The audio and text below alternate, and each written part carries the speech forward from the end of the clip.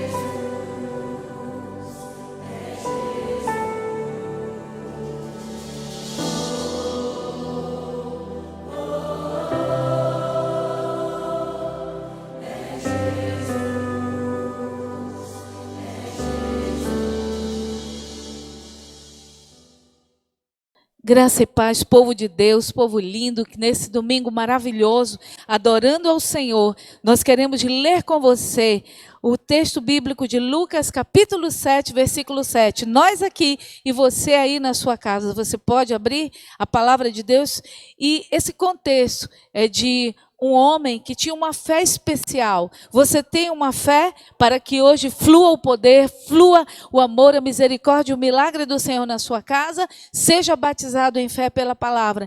Jesus saiu e entrou em Cafarnaum, a cidade onde ele operou o maior número de milagres, o epicentro de milagres foi Cafarnaum. Saindo de Nazaré, ele escolheu Nazaré, mas Nazaré não creu. Então Jesus transferiu a unção de milagres para Cafarnaum. Que nunca saia da nossa vida, do nosso teto, da nossa casa, a unção para milagres, no nome de Jesus. Se você pode crer, ele pode fazer. Foi enviado a Jesus, os mensageiros, foram enviados a Jesus os mensageiros, e eles disseram: Jesus, um centurião romano, ele não era um homem judeu, ele não era um seguidor da religião judaica, muito menos cristão, ele era um centurião romano. Ele pediu que os emissários fossem até Jesus e pedissem que Jesus fosse à sua casa, porque um servo que ele amava muito estava quase à morte. E Jesus, que ama ir na minha casa e na sua casa, Jesus se dirigiu à casa daquele homem, porque havia uma necessidade. Há uma necessidade na sua casa? Nós vamos já orar e clamar por Jesus. Jesus foi, e quando Jesus ia no caminho, ele falou, mandou dizer para Jesus que ele não se sentia digno de receber Jesus debaixo do seu teto. E no versículo 7 ele diz assim: e por isso nem ainda me julguei digno de ir ter contigo. Dize, porém, uma palavra e o meu criado sarará. E depois disso, Jesus ficou maravilhado com essa fé, que ele diz: tamanha fé não vi nem em Israel. E quando os emissários voltaram, encontraram o servo dentro da casa curado. Jesus quer operar hoje. Só uma palavra. Há uma palavra para a sua vida, essa palavra de fé. Há um sim e um amém da parte de Deus para o seu pedido, a sua oração. Vamos orar nesse sentido? Se você puder estender sua mão, aqui que estamos na igreja, no templo, e você aí na sua casa, vamos unir a nossa fé, porque há uma palavra de poder, de cura, de libertação, de bênção, de milagre hoje para a sua vida. Apenas uma ordem, Pai, apenas uma ordem. Uma ordem, o enfermo será curado. Apenas uma ordem, Senhor, e o escravo será liberto, e a morte será vencida, e a pobreza, a ruína e a miséria serão revertidas em bênção, em prosperidade, em provisão. E esse casamento será restaurado, esses filhos, Senhor, serão restaurados, essa profissão, a vida financeira, intelectual, o ministério, Senhor, o chamado será restaurado e o milagre vai acontecer. Nós cremos assim e já te agradecemos pela tua palavra, Senhor, que nos enche de fé, a tua palavra que foi liberada sobre nós, a tua bênção que enriquece e não traz nenhum desgosto para a minha vida. Eu receba aí na sua casa uma palavra. Também tem uma palavra para aqueles que são ofertantes, dizimistas, primiciantes, semeadores nessa obra tão maravilhosa, esse solo fértil que é Getsemane. No segundo livro de Coríntios, capítulo 9, versículo 10, diz assim: ora, aquele que dá a semente ao que semeia, também vos dê pão para comer, e multiplique a vossa sementeira, e aumente os frutos da vossa justiça. Ora, aquele que dá semente ao que semeia. Você quer semear? Todo que quer colher precisa primeiro semear. Eu quero abençoar todos que já têm entendido esse princípio poderoso da semeadura, como eu entendi, como eu tenho praticado. E eu quero lhe dizer, meu querido, que a colheita do fiel, a colheita daquele que escolhe um solo fértil, o reino de Deus é o solo mais fértil.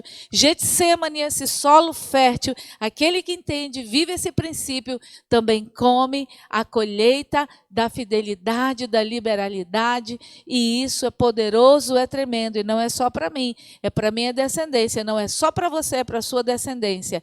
Então nós abençoamos todos os que já têm semeado, que o Senhor te dê pão, te dê tua colheita e aumente os frutos da tua justiça. Você se sente injustiçado por algum motivo, tem alguma causa na justiça, tem alguma causa que você se sente injustiçado, então prepare-se para receber um poderoso mover de Deus. Eu oferto por todas as minhas causas e Deus tem ouvido e eu tenho celebrado e glorificado o nome do Senhor. E você, que ainda não é um semeador e gostaria, você está dizendo, eu preciso investir, você está buscando.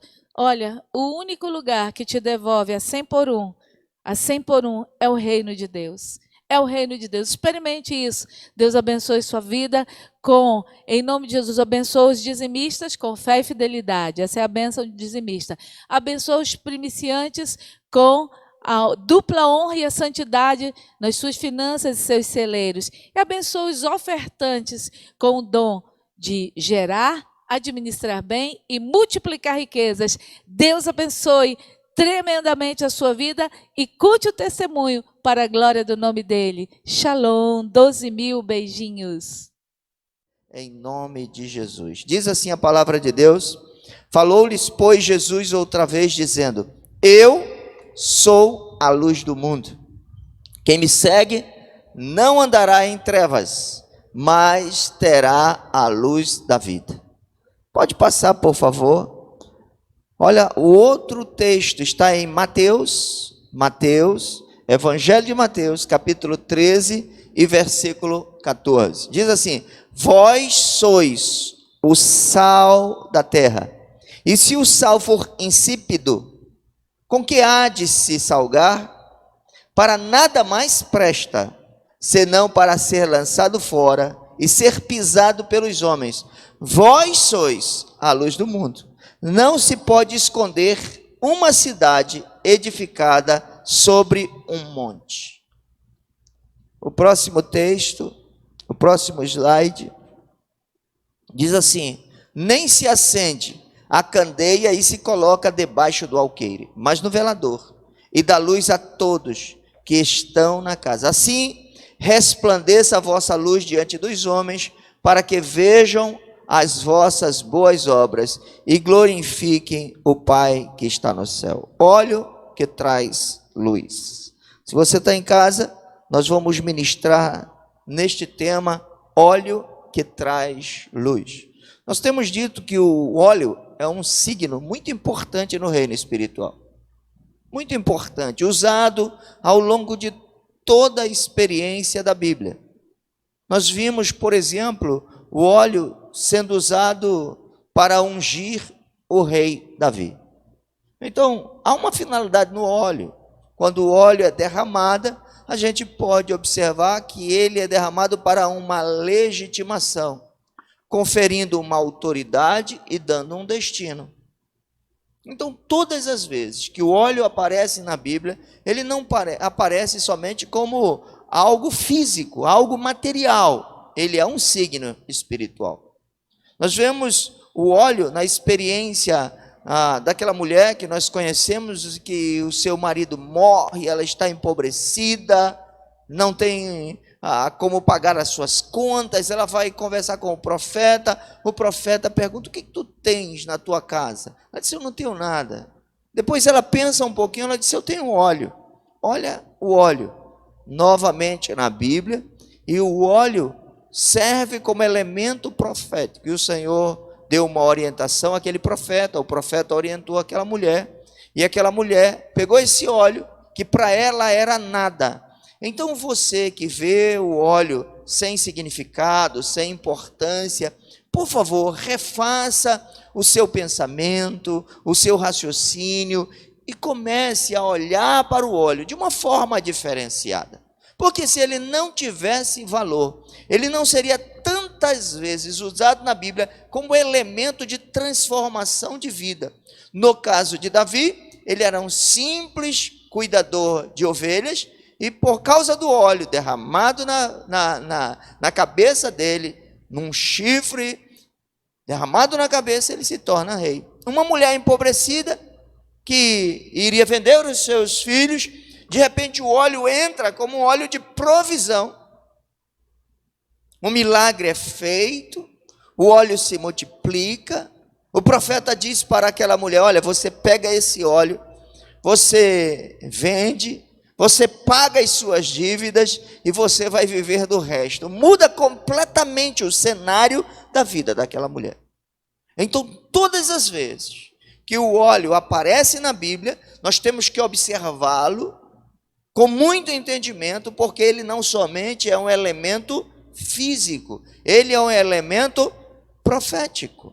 No Novo Testamento, o Senhor Jesus diz assim: olha, se tem alguém entre vós enfermos, chame os presbíteros, chame os pastores, chame as pessoas, as autoridades espirituais, e elas vão fazer a oração da fé, ungindo o enfermo com óleo, e ele será curado. Então, se nós formos aqui nos debruçar nas experiências do óleo na Bíblia, nós vamos ver que ele é tão importante, tão importante, tão importante, que eu não devo tirar a sua importância. Ele tem a importância no passado, ele tem a importância ao longo da história bíblica, ele tem a sua importância na vida de muitas pessoas, famílias e nações, então ele tem a importância na minha vida. E no nosso caso, nesses dias, vivendo um momento de muita escuridão, se você caminhar na cidade de Manaus, se você falar com pessoas de qualquer idade, qualquer nível social, em qualquer lugar que você esteja, experimente isso. Experimente conversar com pessoas, ouvir pessoas, e você vai se dar conta que esses dias têm sido na nossa cidade, e não somente na nossa cidade, no nosso estado, não somente no estado, mas no Brasil e nas nações afora, tem sido um dia de trevas, trevas emocionais, trevas dos seus sonhos, trevas no seu caminho, trevas na sua alma, aonde você chegar. Experimente chegar num hospital e conversar rapidamente com alguém, e as pessoas já vão dizer do desespero, das angústias, das incertezas, das inquietudes, das enfermidades, da falta de esperança, da falta de luz. Necessitamos de luz. Nos nossos dias, nós necessitamos de luz. E hoje eu quero falar sobre a luz, sobre o óleo que acende, que ativa a luz. Porque o óleo, uma das funções do óleo é ativar a lamparina, e a lamparina ilumina e traz todo nível de clareza, e as trevas são dissipadas. Então, nos nossos dias, há uma importância muito grande de nós cristãos, homens de Deus, pessoas que têm uma mentalidade profética, saber que neste tempo o óleo se converte num elemento profético de suma importância, sendo ele um elemento dos céus, um favor dos céus, um recurso dos céus para acender lâmpada e dissipar todo nível de trevas.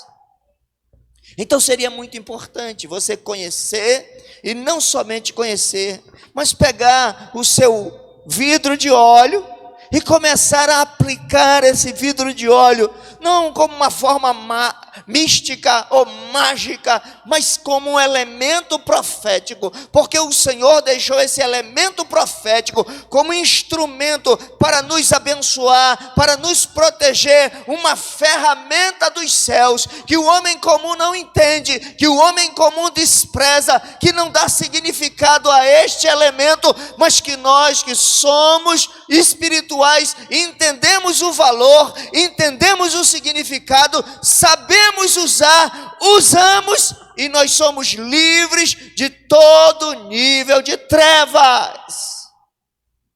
Óleo que ativa a luz. Olha o que Jesus falou. E eu estou dizendo que no primeiro texto de João, é Jesus que está falando. E eu me apego muito às leituras dos evangelhos e às leituras quando Jesus está falando.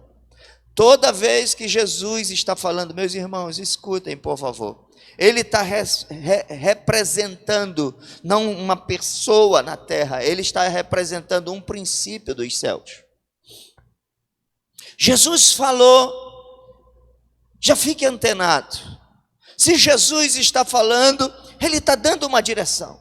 Se Jesus vai falar, palavra de sabedoria. Se Jesus vai falar, ele está trazendo à minha vida um bálsamo. Se Jesus vai falar, eu vou ter uma palavra de vida. Se Jesus vai falar, virá uma palavra de poder sobre mim. Se Jesus vai falar, todas as minhas demandas serão resolvidas pelo poder dessa palavra que sai dos lábios de Jesus. E Jesus, nesse momento, ele diz: eu sou a luz do mundo. João capítulo 8. Eu sou a luz do mundo. Quem me segue não andará em trevas, mas terá a luz da vida. O Senhor está dizendo que Ele é a luz do mundo. Quem é a luz do mundo? Diga bem forte, quem é a luz do mundo? Jesus é a luz do mundo. E quem o segue não andará em trevas, mas terá a luz da vida. Quantos aqui, quantos em casa, quais de vocês que me ouvem, que me veem no dia de hoje, são verdadeiramente seguidores de Jesus? Diga glória a Deus. Ele diz: então, se você me segue, você não vai andar em trevas.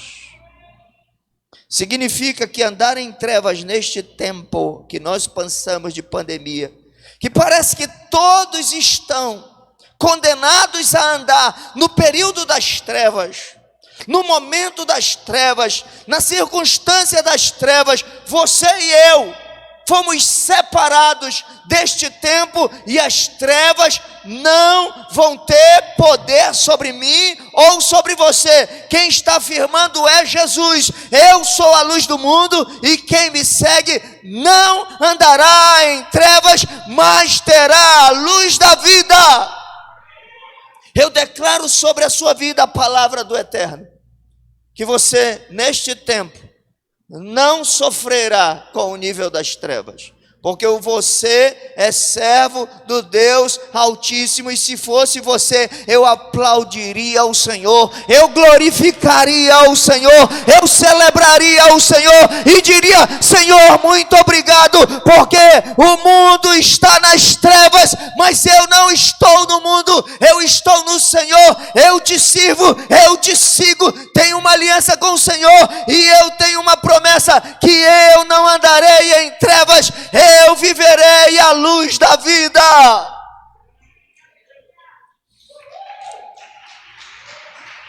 Se você pegar esse contexto, os fariseus contestam a Jesus. Escute o que eu vou lhe dizer, para que você entenda um princípio espiritual poderoso. Toda vez que o reino de Deus se manifesta com uma palavra, com uma verdade, o reino das trevas contesta. Então, quando você estiver ouvindo uma palavra e vier uma contestação do seu coração, na sua mente, observe se essa contestação é um argumento das trevas, para impedir que você não receba a palavra do Senhor, que é vida e é poderosa. Quantos de vocês que estão me ouvindo, quantos de vocês, ao ouvir uma palavra, veio no coração, veio na mente: isso não é bem assim, não aceito, não concordo? Toda vez, e eu estou dizendo todas as vezes que vem uma palavra da parte de Deus, vem um argumento do inimigo para bloquear essa palavra, para impedir essa palavra, para contestar essa palavra, para desabonar essa palavra, para descredibilizar essa palavra, porque o reino das trevas sabe que se essa palavra alcançar a tua vida muda completamente, e ela torna você num homem mais do que vencedor na terra. Jesus então diz: eu sou a luz do mundo. E os fariseus disseram: então isso não é verdade, porque você está dando testemunho de você mesmo. E se você dá testemunho de você mesmo, essa sua palavra não é verdade. Chamando Jesus de mentiroso. Cuidado com o seu coração crente. Meus irmãos, eu já estou tanto tempo pregando a palavra, à frente de igreja, mais de 35 anos como pastor. Escute, por favor. Todas as vezes que eu quero me levantar contra a palavra, eu observo o que eu estou fazendo. Qual é essa minha motivação? Quem está me instruindo? Quem está aqui colocando essa contestação na minha vida? E eu observo, via de regra, a palavra quer me alcançar e transformar a minha vida. Os fariseus se levantam e dizem: não é verdade. Não é verdade. E o Senhor está dizendo: eu sou a luz do mundo. Quem me segue não andará em trevas, mas terá a luz da vida. Aqui nós temos um esqueminha muito simples, mas muito simples. Jesus é a luz e todo nível de luz nos conduz à vida. E quando ele diz Jesus, ele não está falando persona, ele está falando o princípio que habita nele, que é um princípio dos céus. E quando ele está falando mundo, ele não está falando o asfalto, o território, ele está dizendo o princípio que habita nesse mundo. O princípio que habita nesse mundo é de mentira, o princípio que habita nesse mundo é de trevas, o princípio que habita nesse mundo é de morte. O princípio que vem dos céus na pessoa do Senhor Jesus é de luz. O princípio que habita do Senhor, que é de luz, nos conduz à vida. Então, esqueminha é muito simples. Se você está nesse mundo e você pratica os princípios deste mundo, a tua vida vai ser uma vida de trevas e o teu final vai ser de morte. Esqueminha simples, facilzinho. Se você habita neste mundo, mas serve ao Senhor Jesus e se move pelo princípio de Yeshua, a tua vida vai ser de luz, não haverá trevas na tua vida e o teu futuro vai ser de muita vida, e vida abundante e vida eterna. Esquema simples. Me diga agora, qual é o princípio que rege a sua vida? O princípio do mundo ou o princípio dos céus? Se é o princípio do mundo, a tua vida vive em trevas. E talvez você já esteja se identificando: meu Deus, é por isso que dentro da minha casa, mesmo as luzes acesas, mesmo estando toda iluminada fisicamente, só vive a minha casa em confusão. A minha casa só vive em desespero, mesmo tendo riqueza, mesmo ela sendo uma boa casa, mesmo ela sendo estruturada, mesmo eu sendo casado, mesmo eu tendo os meus filhos, mesmo eu querendo viver diferente, sempre eu me apanho em escuridão. Meu Deus, desde o dia que recebi a Jesus como Salvador, a minha vida mudou. A luz entrou em mim, na minha mente, no meu coração, na minha geografia. Essa luz passou a habitar em mim e a partir de mim ela começou a iluminar todas as coisas. E a partir de hoje eu vivo uma vida de alegria, de prosperidade, de abundância, uma vida de paz. Mundo, trevas, morte. Jesus, luz e vida. A gente opta. Nós temos a capacidade de escolher. Agora Jesus, no outro texto, no texto de Mateus, ele diz assim, ó: vós sois a luz do mundo. Vós sois a luz do mundo. E ele começa aqui no Sermão da Montanha, falando primeiro que nós somos o sal da terra. Ele usa essa comparação e é preciso que a gente entenda. Começa a argumentar no Sermão do Monte que tem um monte de verdade, se nós soubéssemos extrair as verdades e aplicar as verdades do Sermão da Montanha na nossa vida, nós já seríamos um crente no mundo, viveríamos de uma forma diferenciada, de uma forma vitoriosa. Pegue o Sermão da Montanha, leia o Sermão da Montanha e aplique os princípios deste sermão, desta instrução, desse conselho, desta orientação, dessas verdades, desses princípios, aplique na sua vida e você vai ver que todos os dias a tua vida vai mudar. Tem muita gente que precisa mudar de vida, tem muita gente que quer mudar de vida, tem muita gente que precisa, que quer, mas não sabe como fazer. E hoje eu estou te dando uma orientação de como mudar completamente a dinâmica do teu existir. Lê o Sermão da Montanha, aplica o Sermão do Monte na tua vida e você vai viver uma vida diferente. Coisa simples, com resultado poderoso, assim como é Deus e assim como são os céus, assim como são os princípios do eterno. Simples, mas poderoso. Ele começa a dizer que nós somos o sal da terra. Vós sois o sal da terra. É assim que ele começa esse contexto. Vós sois o sal da terra, falando que você e que eu, crente em Cristo Jesus, que você que me assiste, que me ouve, você é o sal da terra. E ele diz assim, olha, o sal ele nasce com uma função, diga assim, função. Ele nasce com um objetivo, ele tem um propósito. O sal tem um propósito. Deus não fez o sal somente para ser sal. Deus fez o sal com um propósito. E ele disse assim, olha, o sal está para trazer sabor. Trazer sabor. Se você que é cozinheiro, se você que é pessoa do lar, que gosta de fazer comida ou que gosta de comer, porque tem muita gente que gosta de comer e pouca gente que gosta de fazer comida. Mas se você gosta de comer, você já passou pela experiência de ver uma comida linda aos olhos, mas quando você foi provar, ela não tinha nenhum pingo de sal, e você diz assim, uau, está sem sabor. Tudo aquilo, todos os ingredientes, toda a carne, todo o frango, todo o peixe, tudo o que você estava preparando não tinha sal, perdeu o sabor. Tem gente assim que é muito bonito, que é muito estruturado, que é muito inteligente, que tem muito dinheiro, que tem uma estrutura, às vezes até familiar, uma estrutura organizacional, mas não tem sal. Se não tem sal, não tem graça. E tem muita gente que a vida está assim, sem graça.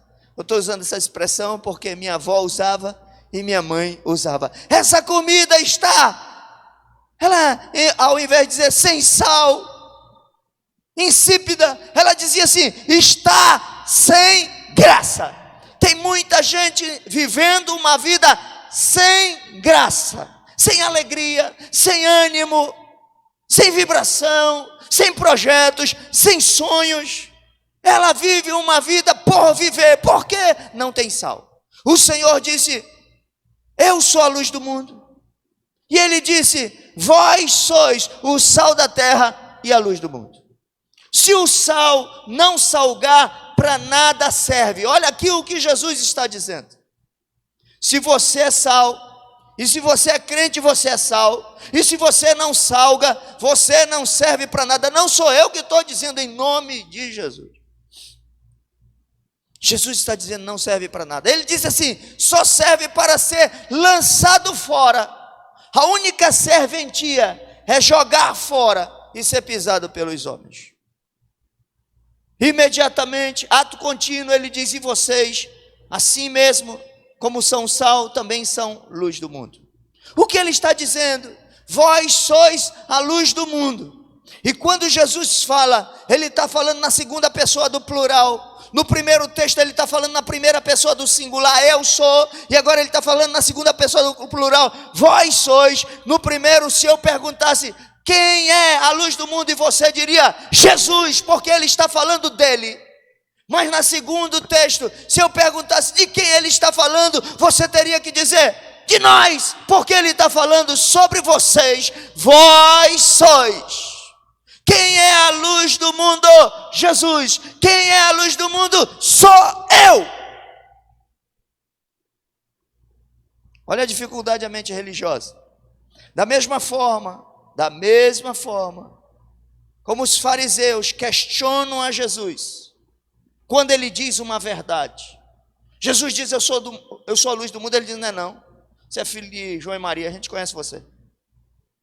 Você está dando testemunho de você, essa palavra é mentirosa. Mas quando Jesus diz, vós sois a luz do mundo, a própria igreja diz, eu não sou não. Não é bem assim. No máximo uma lamparinazinha velha apagada. Não é verdade. Se você é crente em Cristo Jesus, hoje o Senhor Jesus, a autoridade máxima sobre o céu e a terra, Ele diz assim, se você me segue, você não andará em trevas. Mas eu te digo outra coisa, eu te digo, tu também, tu és luz do mundo.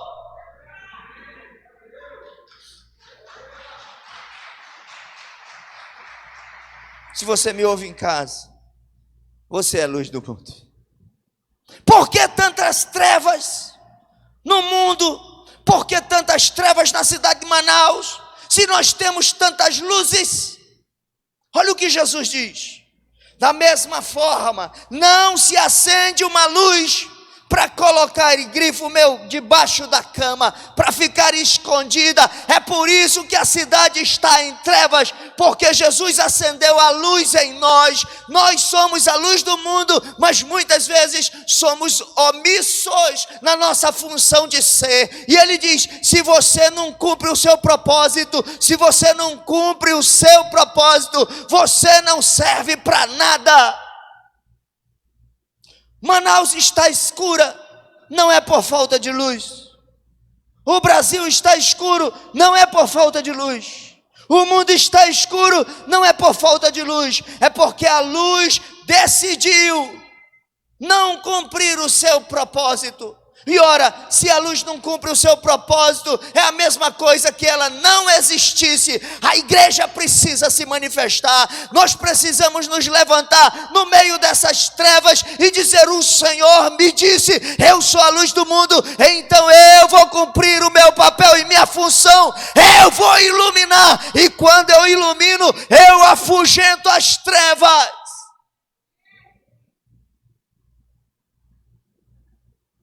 Não vai haver treva na tua mente. Um monte de crente dizendo nesse tempo igual como diz o ímpio. O ímpio vive em trevas e ele fala daquilo que ele é. Eu não tenho perspectiva, eu não tenho sonho, eu não tenho saída, eu estou com medo, atemorizado, inseguro, intranquilo, ameaçado, achatado, esmagado. Mas você não. Eu não entendo. O Senhor disse, vós sois a luz do mundo.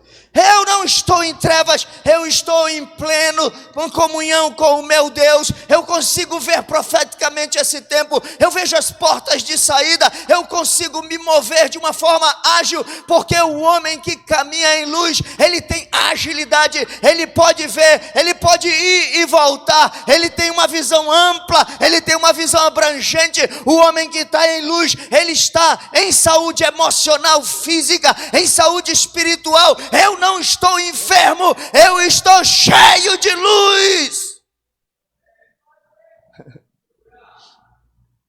Já pensou dizer para a luz que ele é luz e ele dizer que não é não? Jesus é que está te dizendo, não sou eu. Eu só estou falando como Jesus falou. Vós sois a luz do mundo. A luz tem um propósito. Não se pode esconder. Mesmo que você tente esconder, não consegue. Ontem que Edma disse, fecha a porta do quarto. Porque eu acendi uma luz na casa, distante do quarto, mas as portas estavam abertas. A luz veio penetrando nas trevas, até chegar no quarto e iluminou o quarto. Eu quero declarar que assim será sobre a sua vida.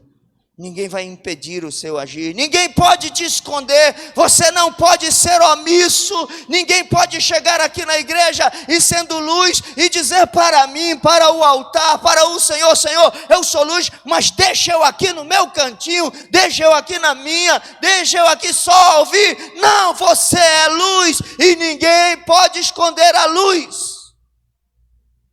Ninguém acende uma luz para colocar embaixo da cama. Ele diz, mas coloca no velador, lugar de destaque, onde todo mundo vê. Na sua casa você é luz, na sua empresa você é luz. Por favor, em nome de Jesus, se manifeste como luz, proceda como luz, se veja como luz, atue como luz, seja luz. Ele diz, brilhe diante dos homens. Por favor, irmãos, em nome de Jesus, às vezes a gente vai em alguns lugares pregar, que é tão difícil. Sabe, um lugar apagado, onde tem luz não pode estar apagado. Olha o que Jesus diz assim, brilhe, é Jesus que está dizendo, adolescente, brilha, brilha, brilha, brilha, Senhor, brilha, Senhora, brilha, a tua empresa brilha, a tua casa brilha, os teus filhos brilham. Pensa o desespero do profeta dizendo para o cara brilhar que ele é luz e ele, oh vida, oh azar, oh. Imagina o pregador virando cangapé, cangapé é a expressão aqui do norte, virando ponta cabeça, sendo animador de auditório para dizer para a luz, ei, tu é luz, brilha, brilha, brilha, brilha, brilha, brilha, brilha, porque o Senhor disse, brilha diante dos homens.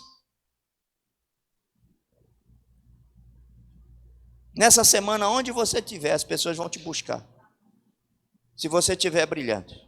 Se você estiver apagadinha, ninguém vai entrar em contato com você, e você sabe que está apagado. Aonde tem um brilho, atenção. Aonde tem um brilho, ele é pungente. Aonde tem um brilho, é diferente. Aonde tem um brilho, não tem trevas. O Senhor diz assim, que você brilhe entre os homens, e que suas obras, diga assim, obras. O evangelho não é teórico. Não vai ser o nosso discurso que vai tirar os homens das trevas. Vai ser a nossa ação. Diga assim, ação. Não adianta a gente ficar aqui dentro de 4 paredes, gritando, falando. Se a gente não sair daqui e tomar uma atitude de brilhar entre os homens, no domingo nós vamos ter menos gente aqui. E no outro domingo menos gente. A gente fica esperando que tenhamos um resultado domingo após domingo, aliás, sábado após sábado, sexta após sexta, culto após culto. Não temos resultados. Nós só teremos resultados se nós brilharmos e as nossas obras sejam vistas. Tenha obras. A luz foi feita para atuar e não para ser opaca, tímida. O Senhor vai fazer a tua luz brilhar. Pode passar, por favor, eu concluo aqui. Distribua os elementos da ceia para nós cearmos. Pode passar esse slide para a gente concluir. Olha o que a Bíblia diz. Que a luz, que somos nós, quando ela cumpre a sua função de brilhar, de iluminar, de estar em destaque, nós glorificamos o Pai. Nós glorificamos a Deus. Nós somos luz, mas não temos luz em nós mesmos. Escute aqui. Nós somos luz, mas não temos luz em nós mesmos. Nós brilhamos quando Cristo está em nós, quando o Espírito Santo está dentro de nós. Quando a gente perde esse óleo do Espírito, a nossa lamparina apaga. Tem muita gente que quer produzir luz de si mesmo. E hoje virá na ceia do Senhor um pacto. E você vai pedir, Espírito Santo, me encha de azeite. Me encha da tua presença, porque um dos signos do Espírito Santo é o óleo. E o óleo é usado nas lamparinas como combustível para acendê-las. A lamparina que não tem azeite, ela é lamparina, ela é luz, mas ela não acende. A lamparina que tem pouco azeite, acende por um tempo. A lamparina que tem muito azeite, e o azeite é completo, ela é acesa, ela brilha, e todo o tempo, até a vinda do Senhor. É isso que nós vamos celebrar agora. Outrora, Efésios 5:8, outrora, no passado. Quantos aqui estão em Cristo? Diga glória a Deus. Outrora, no passado, quando você não estava em Cristo, você era trevas. Porque noutro tempo erais trevas, mas agora sois luz. Andai como filhos da luz.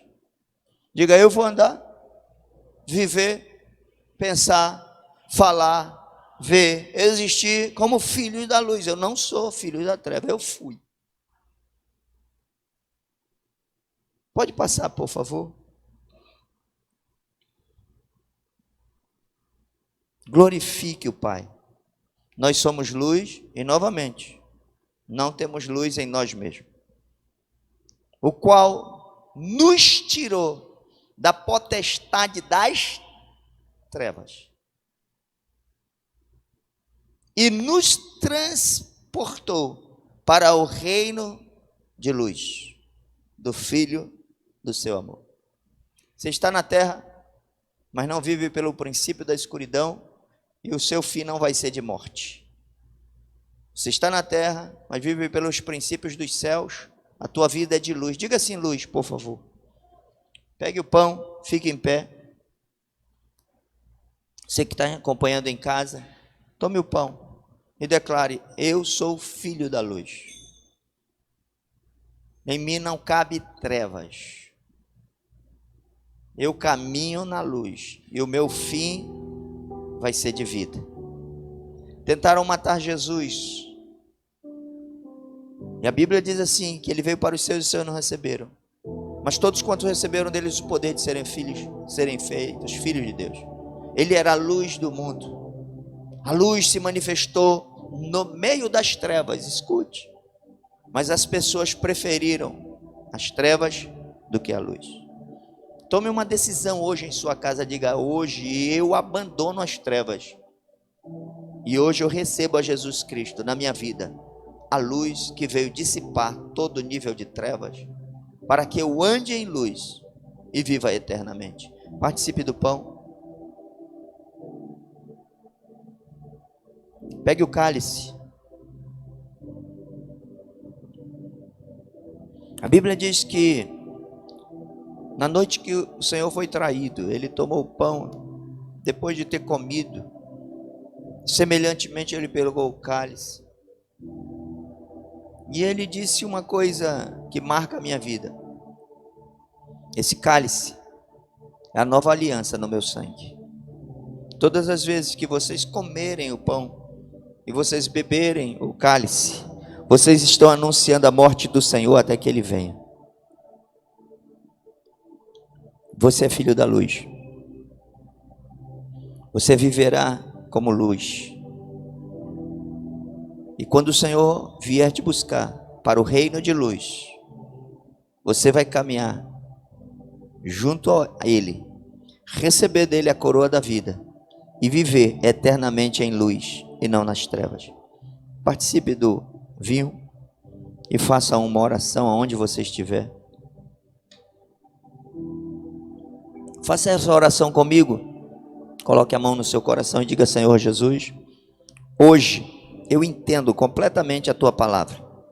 Eu tenho andado em trevas, porque eu tenho andado pelos princípios deste mundo. E essas trevas, Senhor, têm me causado dores, perdas, divórcio, ruína, miséria, pânico, pobreza. Eu tenho perdido o gosto pela vida. A minha vida tem sido uma vida de morte. Mas hoje eu te recebo, Jesus, Filho de Deus, Deus de luz, eu te recebo. Muda a minha vida completamente. Eu quero ter um final de vida e não de morte. Em nome de Jesus, eu te recebo. Eu te recebo como meu Senhor e o meu Salvador, para servir-te agora e sempre. Graça e paz, que Deus te abençoe, que a graça do Senhor Jesus, o amor de Deus o Pai, a comunhão e a consolação do doce e amado Espírito Santo seja com todo o seu povo, agora e sempre. Aleluia.